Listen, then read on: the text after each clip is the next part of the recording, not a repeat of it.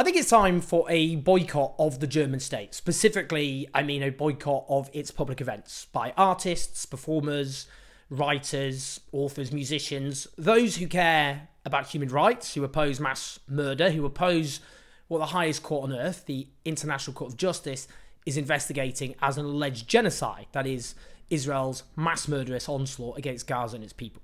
Here's why. Now, if I were the German state at this particular juncture, I would simply keep a low profile. Maybe just sit down and just sit this one out. That is not the tack they've gone for.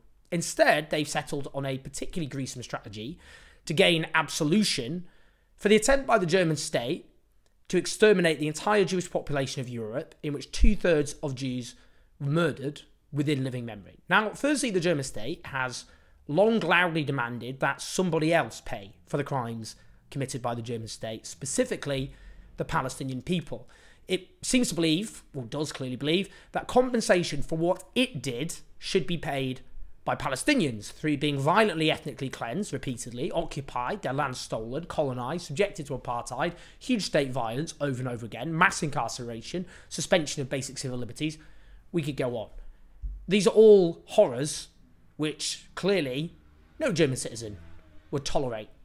Now, I'm aware that it's not just the German state responsible for 2,000 years of European anti-Semitism by any stretch. It is simply the case that, firstly, 19th century German anti-Semitism played a pivotal role in the racialization of anti-Semitism. That is turning anti-Semitism into a race theory, which became a precondition for its particularly genocidal form, and the rise, obviously, of Nazism, and then the Shoah, the murder of 6 million Jews.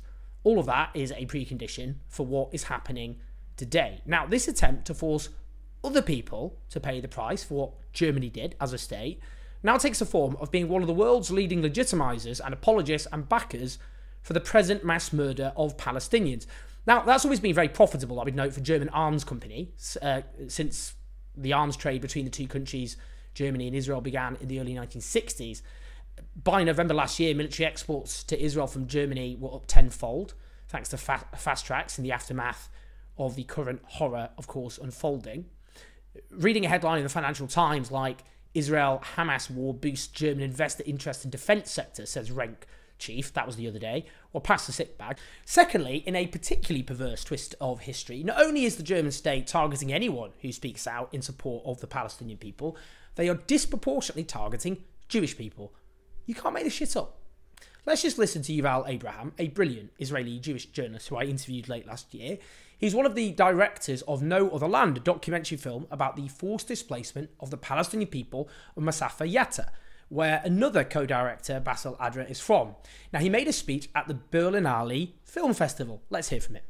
I want to say we are standing in front of you now. Me and Bassel are the same age. I am Israeli, Bassel is Palestinian.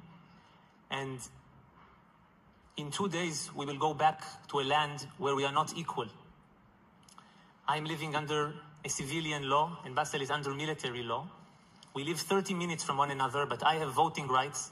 Bassel is not having voting rights. I'm free to move where I want in this land. Bassel is, like millions of Palestinians, locked in the occupied West Bank. This situation of apartheid between us, this inequality, it has to end. There he is, calling for equality, documenting facts established by independent human rights groups. What happens next? The mayor of Berlin condemns him, amongst others, for anti-Semitism. Now, the mayor of Berlin is not Jewish, just so you know. So the non-Jewish mayor of Berlin is condemning a Jewish Israeli for anti-Semitism because he called for equality and condemned human rights abuses. He was also condemned for anti-Semitism by Israeli television and has been subjected, because of all of that, to a tsunami of death threats since. So a German non-Jewish mayor helped whip up a firestorm of death threats against the Jewish Israeli for calling for equality. Is that redemption for Germany's past? Is it?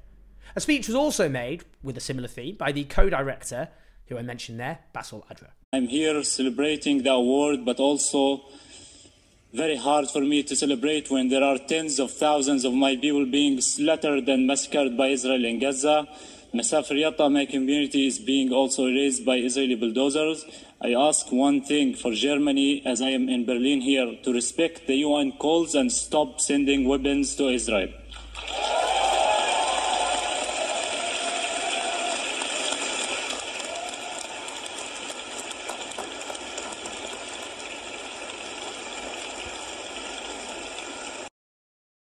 Now, a German Green minister, Green Party, we're not talking about the far right here, we're not talking about right-wing party, we're talking about the Green Party, then releases a statement making clear that they were only clapping the Jewish Israeli co-director and not the Palestinian co-director. That's not even subtle racism. I mean, on one level, refreshing, because politicians and media outlets across Europe and the US haven't even bothered to pretend they have anything other than contempt for the Palestinian people and their lives. They're just not normally so crudely honest about it. Does the German state think treating people as inferior because of their ethnicity is redemption for Germany's past? Does it really? Does it really think official statements issued by ministers clarifying they're not clapping someone based on their ethnicity, is that redemption? I don't think so. It's bringing back memories, isn't it? In the aftermath of the burn on Ali, in a German newspaper, which is written in a hideous way, framed exactly on the terms of all of this outrage, it says government ministers are threatening criminal action against those who said, for example, free Palestine from the river to the sea, claiming it's an endorsement of the killings committed by Hamas on the 7th of October. Ludicrous nonsense. I'd note from the river to the sea is in the founding platform of Likud, Israel's ruling party, as also been stated, for example, by the Israeli ambassador to the UK. What they mean by it, one Israeli state from the river to the sea, is apartheid. In practice, it can only mean the subjugation of the Palestinians who live there, but that's fine. People who use it to mean equal rights for Palestinians across historic Palestine, turns out you're going to jail in Germany. Now, who thinks throwing people into police cells for thought crime is going to wash away the sins of Germany's past? I don't think so, guys. I think all of this is having a pretty opposite effect to what you intend. The minister actually said that this was rewarding and endorsing crimes as a criminal offence. Completely off their trees, these people. He claimed the burn on Ali suffered serious damage this weekend because anti-Semitism went too far unchallenged. No evidence of any anti-Semitism here. The newspaper offers evidence such as calling for a ceasefire. I repeat, you cannot make this shit up. You really can't. Calling for peace and an end to a war machine and violence. That's anti-Semitism. It gets so much worse. The main targets of Germany's offensive against those who believe in human rights and equality for Palestinians and oppose their mass murder are Muslim citizens. We'll talk about that. But according to the researcher Emily Disch-Becker, almost a third of those targeted by the German state, whether through deplatforming or arrests, are Jewish. Now, as an article on this by Kenan Malik and The Observer points out, so according to Suzanne Neyman, who's a Jewish-American philosopher and a director of the Einstein Forum, she says to be a left-wing Jew in today's Germany is to live in a state of permanent cognitive dissonance. German politicians and media talk incessantly about protecting Jews from anti-Semitism, but many who criticise the Israeli government and the war in Gaza have been cancelled and certainly attacked. I'm an Israeli citizen, and I've been accused of being a Hamas supporter and even a Nazi in mainstream media. Need I add that I am neither? So what, calling an Israeli Jewish person a Nazi in mainstream German media because they support peace? Is that atoning for the past? As the Israeli-born architect and academic Eyal Weizman has acidly put it, this is me quoting Kenan Malik again, talking about certain irony in being lectured on how to be properly Jewish, by the children and grandchildren of the perpetrators who murdered our families and who now dare to tell us that we are anti-Semitic. Are they trying to gaslight people to death here? Here's another example. One Jewish woman, again actually an Israeli, for the record, arrested earlier this month for holding a sign inscribed with "Another Jew for a Free Palestine." A museum cancelled an exhibition by Jewish artist Candice Bright after she spoke out over Gaza, silencing and cancelling Jews for calling for peace. Washing away the sins of the past. Is it? Targeting Jews with leftist inclinations, including with police repression. Is that absolution for Germany's past, really? How is the disproportionate targeting of Jews not anti-Semitism? I would note leftist Jews were particularly targeted in the run-up to the rise of the Nazis. Obviously, the Nazis killed and targeted all Jews. But the claim of Jews being dangerous leftist subversives was an important plank of anti-Semitism at the time. The international Jewish Bolshevik conspiracy, etc. Now, you have German police attacking a Palestinian woman on film because he called her ridiculous. Well, he clearly is ridiculous.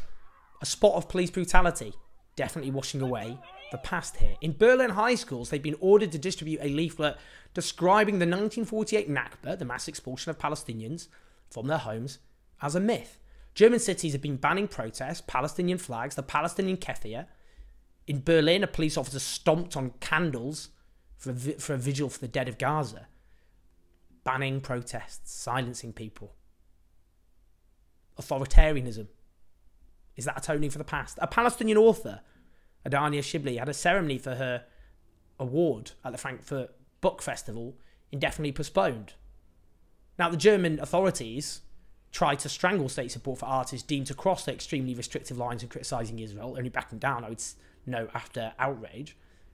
Meanwhile, rising discourse about the supposed anti-Semitism of Muslims has helped fuel already rising bigotry and prejudice towards the 5.5 million German Muslim population. We're actually going to talk bigotry against a minority which suffers high levels of discrimination and prejudice. Is that atoning for the past? It should be known that the Berlinale Instagram feed was hacked into and someone posted, "Genocide is genocide, we are all complicit." Condemning the silence making us complicit in Israel's ongoing genocide in Gaza and ethnic cleansing of Palestine. It says, after long internal discussions, we've decided to finally shed the idea that German guilt absolves us of our country's history or our current crimes as a nation. They go on to demand an immediate and permanent ceasefire. They add, from our unresolved Nazi past to our genocidal present, we have always been on the wrong side of history. But it's not too late to change our future. Well, that's punchy, isn't it?